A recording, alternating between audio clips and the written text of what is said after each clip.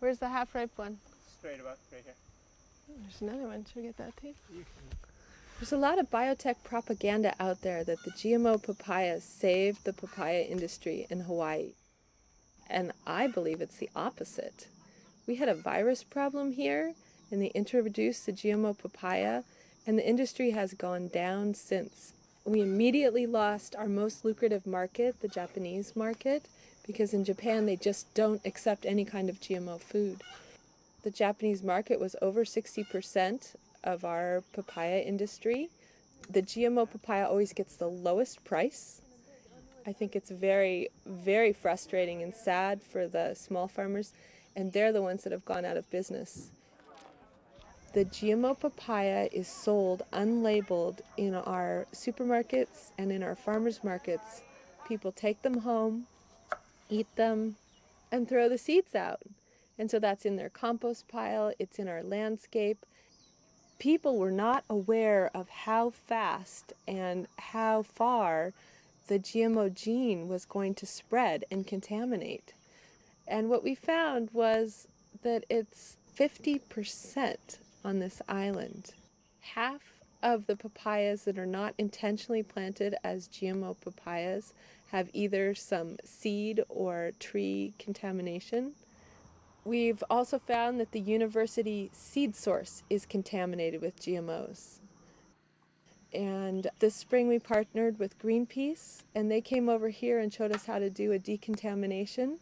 We went to a small mixed organic farm right in the middle of the GMO papaya growing area and took down those trees and properly disposed of them.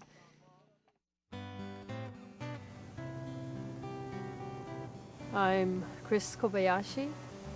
I live in Waiole, Hanalei, on the island of Kauai. Born and raised here on my family's farm. Our farm is totally organic now. We don't use any chemicals or pesticides. We have about 10 acres in Taro. Na Molokawa, that's where we get our water from. Comes from that mountain. I think the university, they started genetic modification research on 3 varieties actually of taro. They say that it's to maybe help the taro get more disease resistant to some of our diseases. You know, the researchers didn't ask the taro farmers if this is what we wanted. They never asked us. And most farmers are against the genetic modification of taro. People might think I'm crazy, but I feel like I can hear the taro crying to be heard, you know, for what's happening. And when they start modifying the genes and manipulating the genes, they're doing something, crossing sacred barriers. It seems so unholy. And I'm taking the hard stand on taro, and that is no GMO taro in the field, no GE research of taro in Hawaii. They cannot guarantee keeping that research in the lab.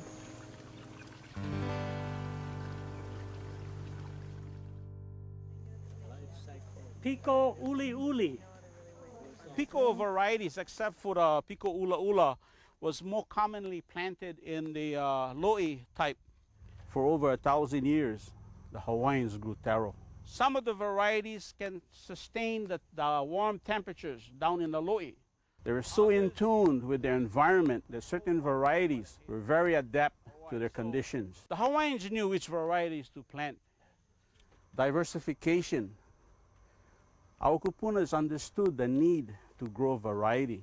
Look at your environment. What can I grow here? What variety would do better? It hurts me when I hear that they're going to save the Hawaiian varieties of taro, because actually they don't need to be saved. They're here. The private corporations and the university researchers are now converting the universities themselves into private laboratories for research that will eventually be patented and converted into the private property of a few. And this is what is known as biopiracy. We found out that the University of Hawaii, they had already patented our taro. And we said, no, it's very simple. You cannot own our ancestors. You cannot own our eldest brother. Haloa. Haloa was the firstborn. And Haloa the Taro is more important than Haloa the man. And Haloa the man's only job is to make sure that Haloa the Taro survives forever. Because Haloa the Taro's job is to feed the man. We Kanaka Maoli are claiming our inalienable right to our lands and to the biodiversity of our lands. This is the heart of what we are in terms of our survival, our ability to maintain our health. And we were successful, and it was a really, really good battle because a week later we heard, oh, they're ready to drop the patents now because they've been taking too much negative press. Ready? Mau kaya kain na kapono. And we ripped those patents right in half. That was the signal to the whole biotechnology industry. You cannot own our ancestors.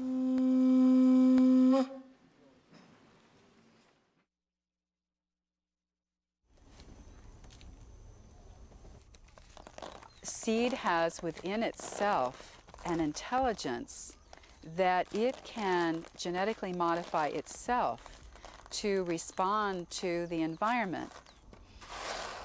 By choosing the path of genetically engineered agriculture, we are narrowing significantly the amount of seed varieties that are available to the farmer today. The companies that are developing genetically engineered crops are attempting to control what farmers can plant and therefore what can be grown and what people can eat. Seed saving and improvement of seed is a traditional right that all farmers and gardeners should have. And today, because of our patent laws, with genetically engineered seed, this is now illegal. Biotech companies always claim that this technology is there to feed the world. And I believe it's exactly the opposite.